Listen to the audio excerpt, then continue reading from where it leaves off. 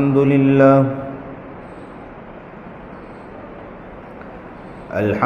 لله نحمده ونستعينه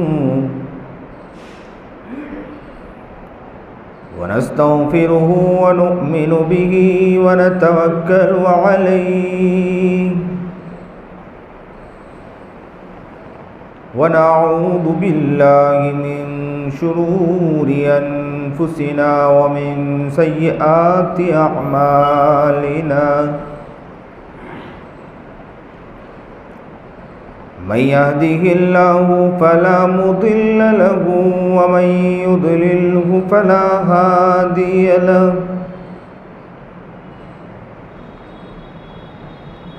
ونشهد أن لا إله إلا الله وحده لا شريك له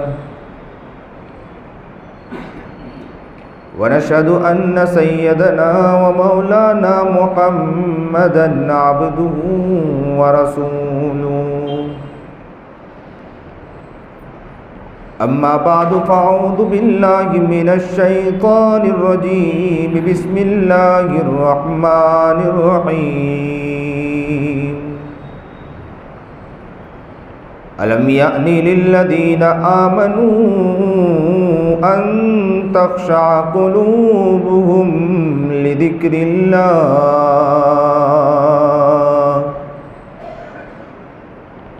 صدق الله العظيم وصدق رسوله النبي الكريم ونحن على ذلك من الشاهدين والشاكرين والحمد لله رب العالمين اللهم صل على سيدنا محمد وعلى آل سيدنا محمد وبارك وسلم اللهم صل على سيدنا محمد وعلى آل سيدنا محمد وبارك وسلم اللهم صل على سيدنا محمد وعلى آل سيدنا محمد وبارك وسلم. واجب الاحترام قابل تکریم بزرگان محترم،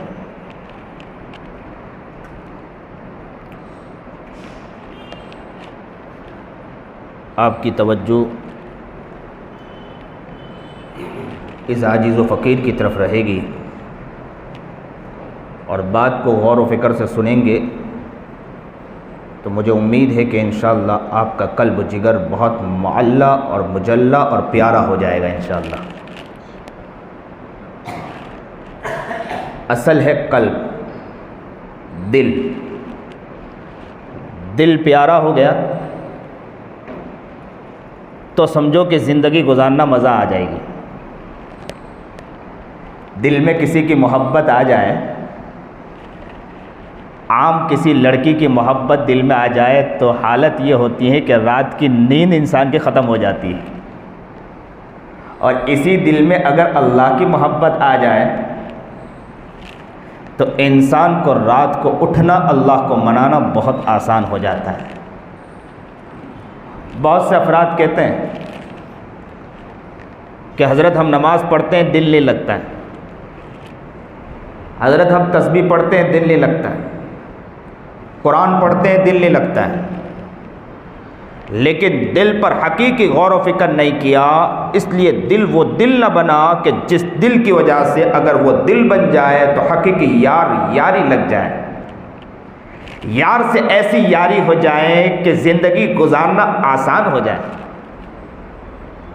آ جائیے اس دل کو ہم بناتے ہیں، آ جائیے اس دل کی طرف توجہ کرتے ہیں، آ جائیے اس دل کی طرف آج فکر کرتے ہیں کہ دل کو کیسے بنانا ہے.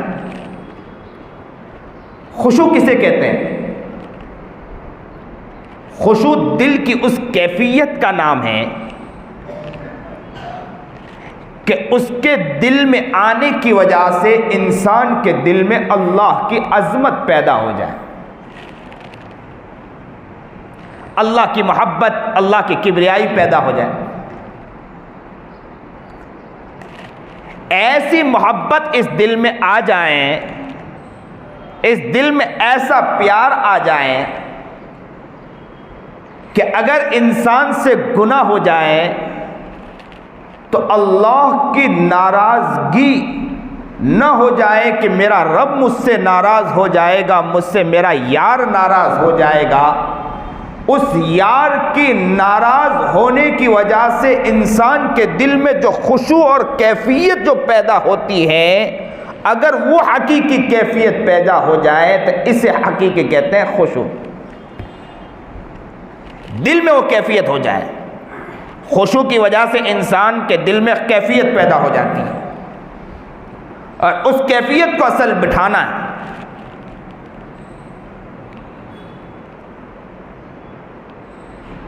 مفردات القرآن کے اندر لکھا ہے الخشوع الضراعۃ واکثر ما یستعمل فیما یوجد علی الجوارح۔ خشوع اور تضرع اسے کہتے ہیں، اس رونے اور کیفیت، اس گڑگڑانے کی کیفیت کا نام ہے کہ انسان کے دل میں اگر خشوع اور تضرع پیدا ہو جائے تو اس کی وجہ سے انسان کے اعضاء و جوارح پر بھی وہ چیز نظر آتی ہے۔ انسان کے دل میں خشوع ہو تو جسم کے اوپر اس کی کیفیت نظر آئے گی۔ انسان کے دل میں ڈر ہو، انسان کا اعضاء جو ہے نا وہ اس چیز کو ظاہر کرے گا۔ آپ نے دیکھا ہو کہ آگ جلی ہو تو دھواں نظر آتا ہے، درخت لگایا جائے تو پھل ضرور نکلے گا۔ پتہ یہ چلا کہ آگ لگائی تو دھواں نظر آیا، درخت لگایا تو پھل نکلا، دل میں اللہ کا خشوع آیا تو اعضاء و جوارح بھی اس کی کیفیت کو ظاہر ضرور کرے گی۔ انسان کے دل میں خشوع ہے، دل میں جب خشوع خوف پیدا ہو گیا، اس خوف کی وجہ سے اس کے اعضاء و جوارح پر وہ چیز نظر آئے گی۔ آہا کیا انسان ہوگا کہ اس کے دل میں اللہ کا خشوع اور اعضاء و جوارح اللہ کی کیفیت میں ایسی مبتلا کہ اس کے اعضاء و جوارح اس چیز کو ظاہر کر دے لوگوں کے سامنے۔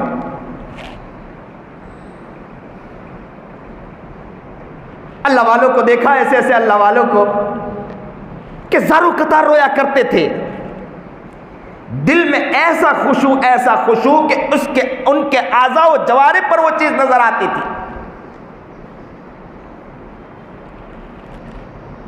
اللہ اللہ کیسی زندگی وہ زندگی ہوگی۔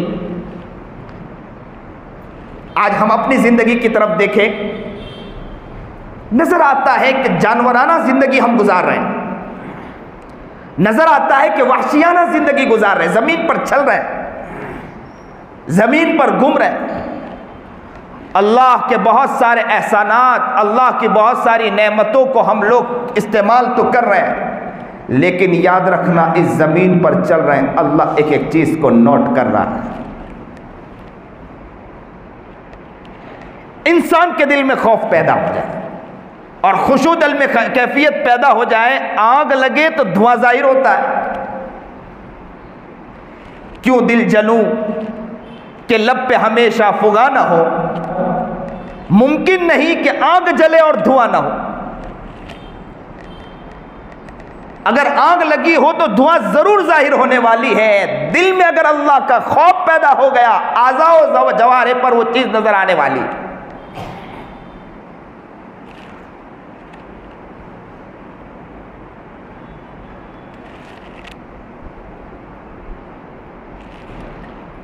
نبی کریم جناب سرکار دو عالم صلی اللہ علیہ وسلم کی حدیث ہے کہ من بکا من خشیت اللہ،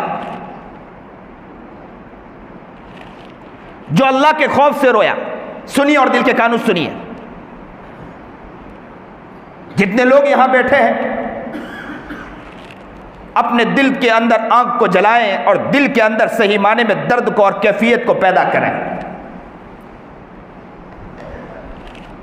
یہ بندے وہ بندے ہیں، آپ لوگ جو بیٹھے ہیں بڑی محبت کے ساتھ سب سے پہلے آنے کی آپ نے کوشش کی ہے، یہ اللہ کا شکر ادا کریں کہ اللہ تیرا شکر ہے کہ تو نے مسجد میں ہمیں پہلے پہنچا دیا۔ کتنے لوگ مسجد سے باہر ہیں. تیرا احسان اللہ کہ تو نے مسجد میں ہمیں لا کر بٹھا دیا. چاہتا تو بھی ہم میں اس میں شامل کر دیتا. اس لیے آج میں تم سے کہوں کہ کبھی یہ دل میں نہ سوچنا کہ ہم جلدی آ جاتے ہیں. لوگ کیوں جلدی نہیں آتے؟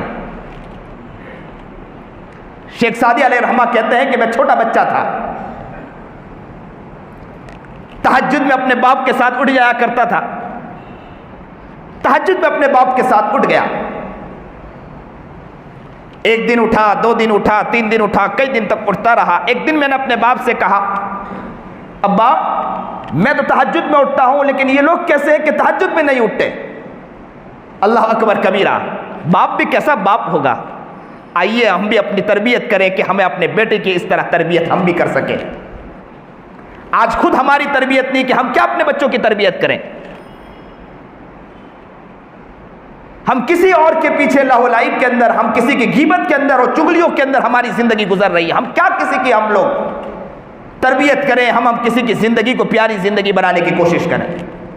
دیکھیں شیخ سعدی علیہ رحمہ روزانہ جلدی اٹھ جایا کرتے تھے, تہجد میں اٹھتے تھے اپنے باپ کے ساتھ. ایک مرتبہ کہنے لگے کہ ابو میں روزانہ تہجد میں اٹھتا ہوں, اللہ کا شکر ہے, لیکن ان لوگوں کو دیکھا کہ یہ لوگ تہجد میں اٹھتے نہیں. تو باپ نے کہا کہ بیٹے اب سو جائیے, آپ تہجد نہ پڑھیے. بیٹے نے کہا کہ ابا کیا معاملہ ہے؟ تو کہا کہ بیٹے آج تک تو تہجد پڑھتا تھا, تیرا تہجد اللہ کے یہاں بہت مقبول تھا. آج تیرے دل میں خیال آیا کہ کوئی اٹھتا نہیں ہے تہجد کے اندر, اب تو نے ان کی غیبت کی, اب تیرے تہجد کا کوئی فائدہ نہیں, ایسے تہجد پڑھنے کی کوئی ضرورت نہیں. تو پہلے نمبر پر جتنے احباب یہاں بیٹھے ہیں, ایک ایک فرد اللہ کا شکر ادا کرے کہ اللہ تیرا شکر ہے کہ تو نے مسجد میں لا کر ہمیں بٹھا دیا. ورنہ ہم جیسے نکمے میں کہاں اور کہاں یہ نکہتے گل نسیم صبح تیری مہربانی. میں کہاں ہوں اس لائق کہ اس مسجد میں آ کر پہلے آ کر بیٹھ جاؤں. یہ اللہ تیرا احسان ہے کہ تو نے مسجد میں لا کر بٹھا دیا. ورنہ اس لائق نہیں. گناہ ہماری زندگی میں, آنکھیں دیکھو تو گناہوں میں ڈوبی ہے, زبان دیکھو تو گناہوں میں ڈوبی ہے, ہاتھ اور پیر کو دیکھو تو گناہوں میں ڈوبے ہیں, بدن کا ایک ایک عضو گندا ہے. لیکن ربا تیرا احسان ہے کہ اتنے گناہوں کے باوجود تو نے مسجد میں لا کر بٹھا دیا, تیرے پاک جگہ میں جلدی لا کر بٹھا دیا. یہ تیرا احسان. من بکا من خشیت اللہ, جو اللہ کے خوف سے رویا, جو اللہ کے خوف میں گرلایا, اللہ کے خوف میں آنسو نکل آئے. نبی کریم جناب سرکار دو عالم صلی اللہ علیہ وسلم فرماتے, کون فرما رہا ہے؟ میرا آقا فرما رہا ہے. کون فرما رہا ہے؟ میرا محبوب فرما رہا ہے. کون فرما رہا ہے؟ میرا نبی فرما رہا ہے. کون فرما رہا ہے؟ وہ فرما رہا ہے جو اٹھے تو آسمان کو بلندی ملے, جو بیٹھے تو دھرتی کو سکون ملے, جسے پسینہ آئے تو گلشن مہکنے لگے, جو بول دے تو انادل چہکنے لگے, جو اوپر دیکھے تو قرآن اترنے لگے, جو بیٹھے تو زمین کو سکون مل جائے.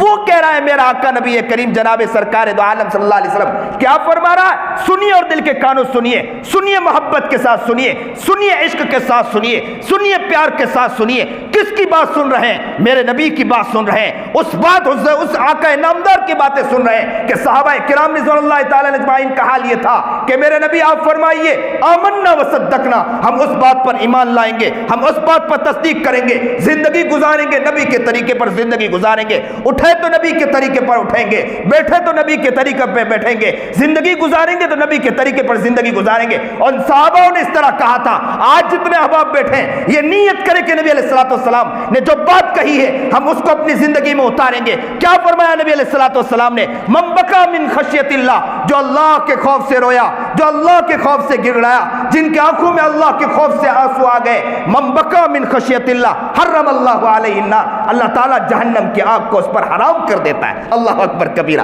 رویا اللہ کے سامنے, جہنم کی آگ اللہ نے حرام کر دیا. یہاں رونا اور یہاں جہنم کی آگ حرام ہو گئی. اللہ اکبر کبیرہ. کیا پیاری بات کہ یہاں آنسو نکلے, جہنم کی آگ حرام. یہاں انسان کی آنکھ میں آنسو نکلے, جہنم کی آگ حرام. اور جہنم تو جہنم ہے, جہنم کی آگ تو جہنم کی آگ چھوٹی موٹی آگ نہیں, بہت بڑی آگ ہوگی.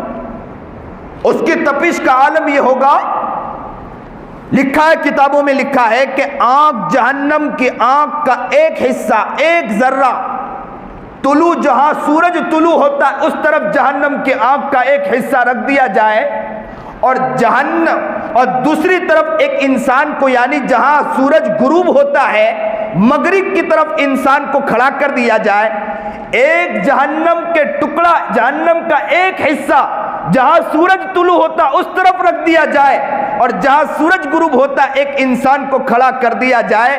کہتے ہیں کتابوں میں لکھا ہے اس کے اثرات اتنا ہوگا، اس کی تپش اتنی ہوگی کہ اس کی تپش کی وجہ سے وہ انسان جل بن کے راکھ ہو جائے۔ اللہ ہماری حفاظت فرما جہنم کی آگ سے۔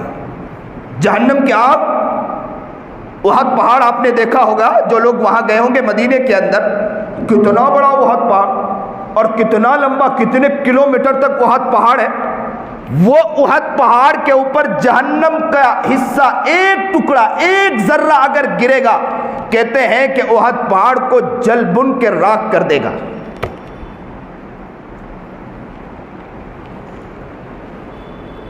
نبی کریم جناب سرکار دو عالم صلی اللہ علیہ وسلم نے فرمایا نارکم ہادی احد و سبعون نارن فی نار جہنم۔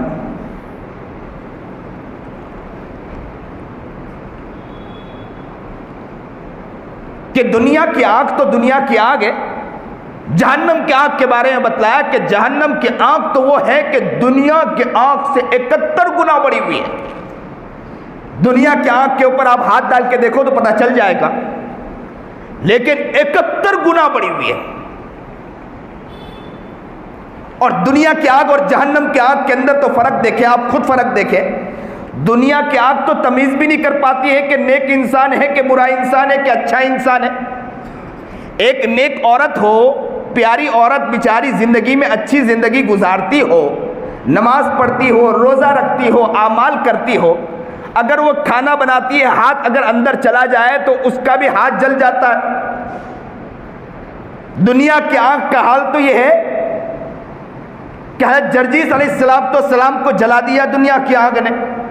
دنیا کی آگ تو یہ ہے کہ موسیٰ علیہ السلام کی زبان جل گئی۔ دنیا کی آگ فرق نہیں کرتی، لیکن جہنم کی آگ وہ جہنم کی آگ ہے کہ صرف گنہگار اور بدکاروں کو جلائے گی، نیک لوگوں کو نہیں جلائے گی۔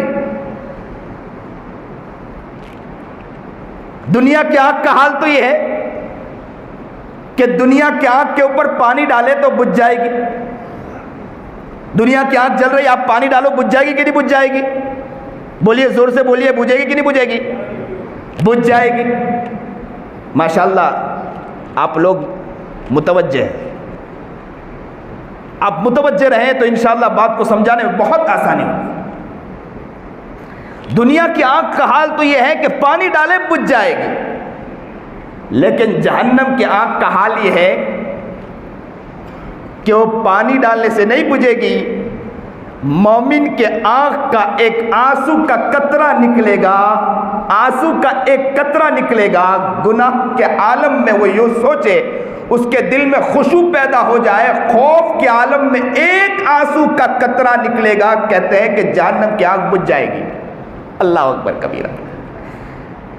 دنیا کے آگ کے لیے پانی دوڑ دوڑ کر بالٹی بھر بھر کے لاؤ کہ پانی بجھا، پانی سے بجھاؤ آگ کو۔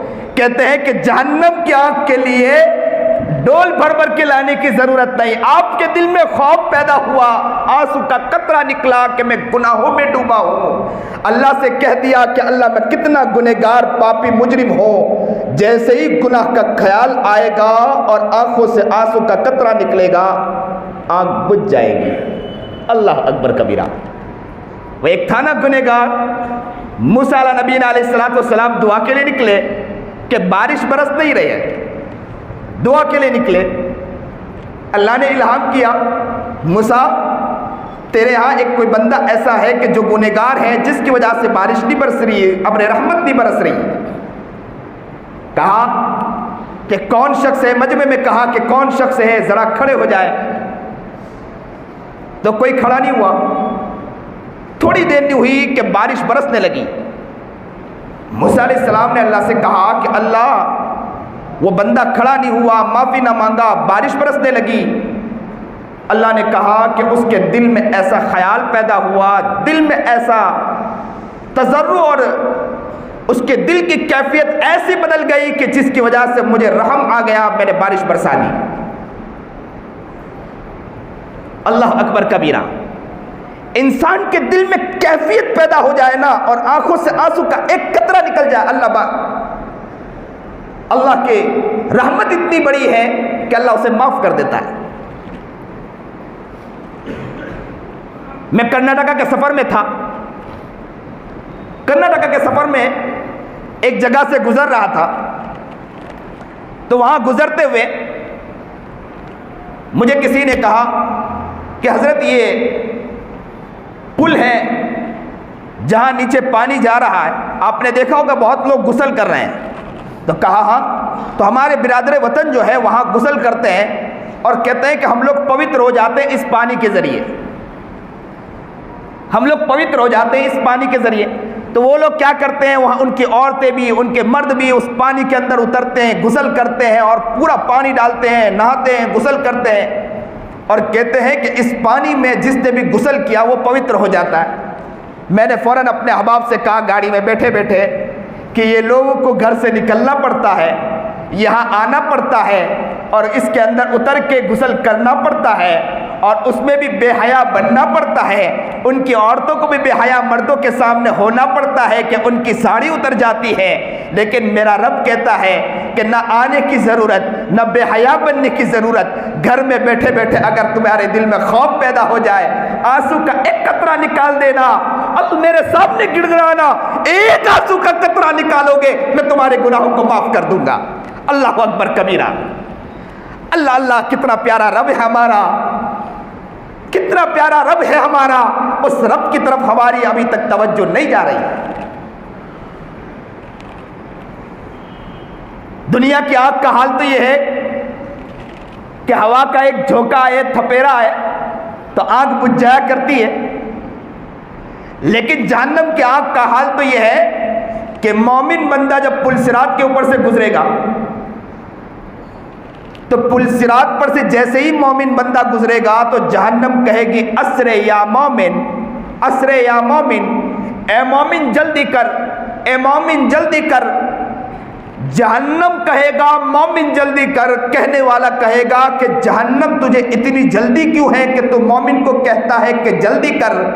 تو کہے گا جہنم فَإِنَّ نُورَكَ أَطْفَأَ نَارِي، کہ اس کے ایمانی نور نے میرے جہنم کی آگ کو بجھا دیا ہے۔